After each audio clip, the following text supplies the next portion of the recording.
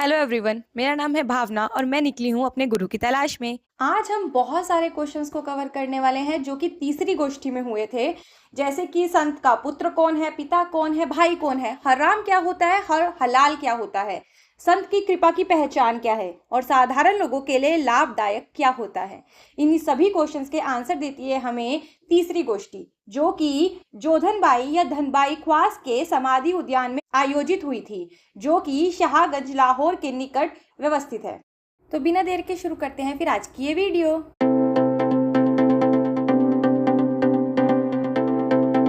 यहाँ पर सबसे पहला क्वेश्चन दाराशिकों ने किया था कि संत का पुत्र कौन होता है।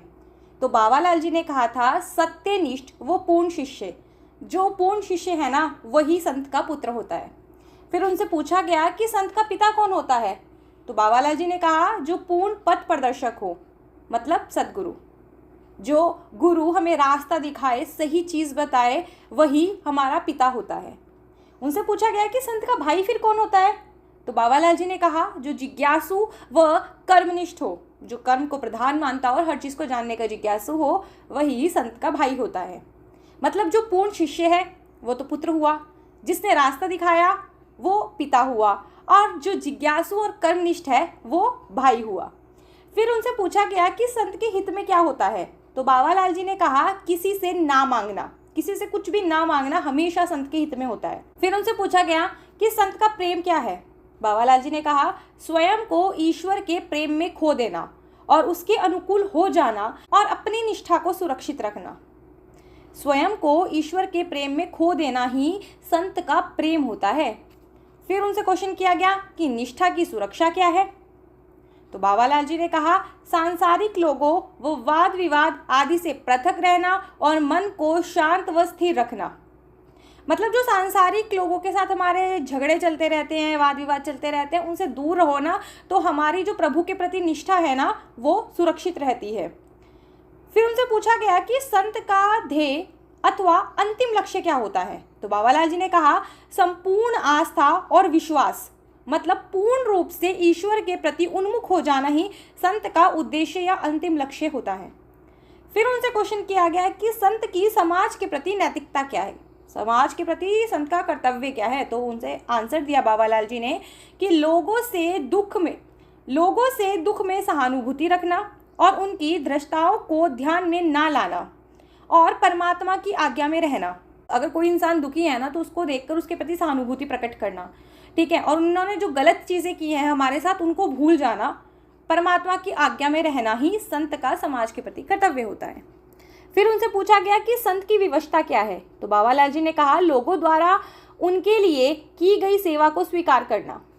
संत विवश हो जाता है, उस समय संत मजबूर हो जाता है अगर सामने वाला गुरु की सेवा करना चाहता है या गुरु के लिए कुछ करना चाहता है, तो गुरु अगर ना भी चाहे ना तो उसे उस चीज़ को स्वीकार करना पड़ता है।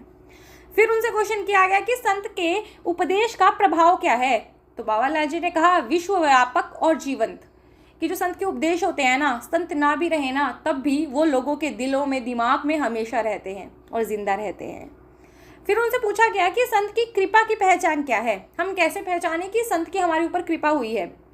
तो बाबालाल जी ने कहा कि संत की जो कृपा की पहचान है ना वो वहाँ से लग सकती है कि जहाँ रहे वहाँ कुछ समय तक ठहरे। फिर उनसे पूछा कि संत का सामर्थ्य क्या है।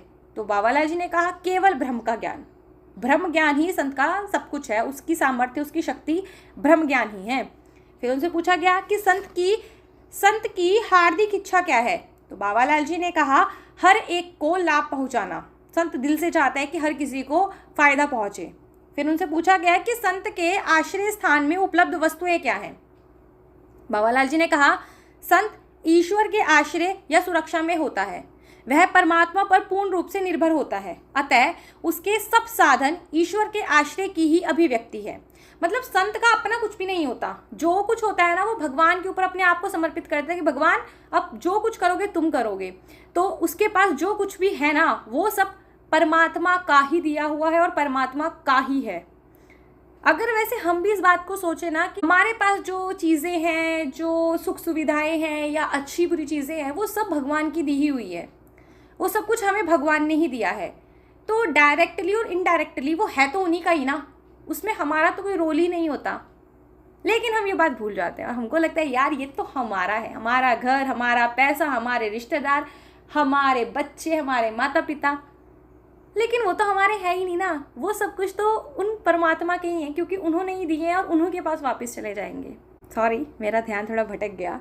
नेक्स्ट क्वेश्चन पे आते हैं कि संत का नियम क्या है। बाबा लाल जी ने कहा कर्म व वचन में अनुकूलता, जो कहे वही करे, यही संत का नियम है। फिर उनसे पूछा गया कि संत का वचन क्या है, तो बाबा लाल जी ने कहा महापुरुष का प्रवचन। संत ईश्वर के प्रति समर्पित है और ईश्वर ही उसका आवरण है, अतः उसके वचनों में ईश्वर का प्रभाव है। जब संत कोई वचन बोलते हैं ना, तो आप ये समझो कि संत के मुंह से जो भी बातें निकल रही है ना, वो परमात्मा ही कहलवा रहे हैं उनसे, वो अपने आप नहीं बोलते हैं। फिर उनसे पूछा गया कि संत का जीवन क्या है। बाबा लाल जी ने कहा ईश्वर की स्मृति में रहकर उसे बार बार धन्यवाद देना, ईश्वर में ही खोए रहना और जो कुछ हो रहा है उसे यही मान के चलना कि ईश्वर ने दिया है, धन्यवाद भगवान जी, थैंक यू सो मच, आपने हमें खाना दिया, थैंक यू सो मच, आपने हमारे को सुबह दिखाई, थैंक यू सो मच, आप हमें रात दिखा रहे हो, थैंक यू सो मच, आपने हमारे शरीर को सुरक्षित रखा है। तो ये सब चीज़ें बार बार हमें भगवान का धन्यवाद बोलना चाहिए हर उस चीज़ के लिए जो सुबह से लेकर रात तक हमारे को नसीब हुई है, क्योंकि बहुत सारे लोगों को वो सब चीज़ें भी नसीब नहीं होती है। आगे फिर क्वेश्चन पूछा जाता है कि संत का परमोत्कर्ष क्या है। तो बाबा लाल जी ने कहा उसकी करनी व उसकी दात का स्मृति बन जाना। फिर उनसे क्वेश्चन किया गया कि संत का प्रसाद क्या है। तो बाबा लाल जी ने कहा उसकी संगति का प्रभाव। और हम क्या समझते हैं कि हमारे को कौन सा लड्डू मिला है, आम मिला है या केला मिला है ना, हम इसको प्रसाद समझते हैं, लेकिन असली में प्रसाद क्या होता है संत का, उसकी संगति का प्रभाव। अगर हम अपने गुरु के पास, संत के पास 10 मिनट बैठे हैं ना और उनकी बातों का प्रभाव हमारे ऊपर पड़ रहा है, हम उनकी बातों को अमल कर रहे हैं, उनकी बातों को समझ रहे हैं, तो वही असली प्रसाद होता है। लेकिन शायद हमको तो पता ही नहीं चलता है, हम लोगों को तो आम सेब लड्डू केले पे ही अटक के रह जाते हैं। आगे फिर क्वेश्चन पूछा जाता है बाबा लाल जी से कि संत की मृदुलता मतलब रियायत क्या है। तो बाबा लाल जी ने कहा विनम्रता से की गई विनती को मान लेना। मतलब अगर कोई प्यार से कुछ दे रहा है, कह रहा है, बता रहा है, तो उसको मान लेना ही संत की मृदुलता होती है। फिर उनसे प्रश्न किया गया कि संत की करुणा या अनुकंपा क्या होती है। तो बाबा लाल जी ने कहा गैर को अपनी संगति में स्थान देना। दाराशिकों ने फिर प्रश्न किया कि संत की शिक्षा या उपदेश क्या है। तो बाबा लाल जी ने कहा अपनी भूल को स्वीकार कर उसे दूर कर लेने का उपदेश देना। मतलब अपनी भूल को स्वीकार कर लेना और उसके बाद उसको दूर करना, ये ही असली शिक्षा होती है जो संत हमें देता है। फिर प्रश्न किया गया कि संत का लाभ किस में है। तो बाबा लाल जी ने कहा नित्य कर्म और नियम में भूल ना हो, और यदि हो जाए तो उस नियम को पुनः प्रारंभ कर लेने में। फिर उनसे प्रश्न किया गया कि संत की दीर्घायु किस में है। तो बाबा लाल जी ने कहा प्राणायाम के ज्ञान और अभ्यास में। प्राणायाम का ज्ञान हो और उसका अभ्यास करता रहे तो दीर्घायु होती है, जैसा कि बाबा लाल जी प्राणायाम और सिद्धियों के बल पर 300 साल तक खुद जीवित रहे थे। फिर उनसे प्रश्न किया गया कि संत का शौर्य क्या है। तो बाबा लाल जी ने कहा हर स्थिति में उपासना में अविचल और अटल रहना। फिर उनसे प्रश्न किया गया कि संत की अक्रमण्यता क्या है। बाबा लाल जी ने कहा संकल्प से उदासीन होना। संत का पौरुष क्या है। बाबा लाल जी ने कहा किसी का हाथ पकड़े तो फिर हर स्थिति में पकड़े रहना। फिर उनसे प्रश्न किया गया कि संत के हाथ पकड़ने से क्या अभिप्राय होता है। तो बाबा लाल जी ने कहा यह है कि जिसका हाथ पकड़े उसे अपने समान बना ले। एक ना हम लोगों के यहाँ पे भजन गाया जाता है, लाल जी तू फड़ ले मेरी बाँ, लाल जी तू फड़ ले मेरी बाँ। वो इसीलिए गाया जाता है कि भगवान जी, लाल जी आप ही मेरा हाथ पकड़ लो, क्योंकि अगर आपने हाथ पकड़ा ना फिर आप किसी भी स्थिति में मेरा हाथ नहीं छोड़ोगे। क्योंकि बाबा लाल जी खुद इस बात को कहते हैं कि अगर किसी का हाथ पकड़ो तो फिर हर स्थिति में उसे पकड़े ही रहना। और जब बाबा लाल जी हाथ पकड़ते हैं ना तो फिर वो उस इंसान को ना अपना बना लेते हैं, अपने समान बना देते हैं। फिर उनसे प्रश्न किया गया कि संत का नियम क्या है। तो बाबा लाल जी ने कहा जो उसके गुरुदेव का है, अर्थात अपने गुरुदेव की आज्ञा अनुसार चलना और उनका अनुकरण करना ही संत का नियम है। फिर उनसे प्रश्न किया गया कि संत की योग्यता क्या होती है। तो बाबा लाल जी ने कहा मन की पवित्रता। संत का हृदय जो होता है ना, मन होता है, वो बिल्कुल पवित्र होना चाहिए। फिर उनसे प्रश्न किया गया कि संत की पवित्रता क्या है। पहले पूछा था संत की योग्यता क्या है, तो बाबा लाल जी ने कहा था पवित्रता।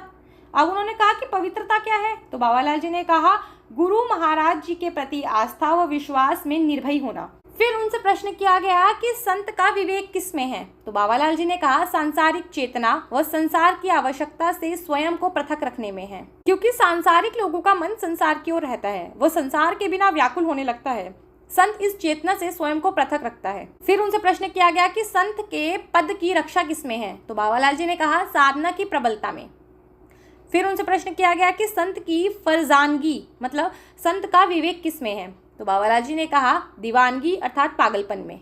मतलब संत का विवेक किसमें है कि संत अपने भगवान में इतना खो जाता है, इतना पागल हो जाता है उसके लिए कि उसे भगवान के सिवा कुछ भी दिखाई नहीं देता। फिर कहा कि संत का पागलपन क्या है?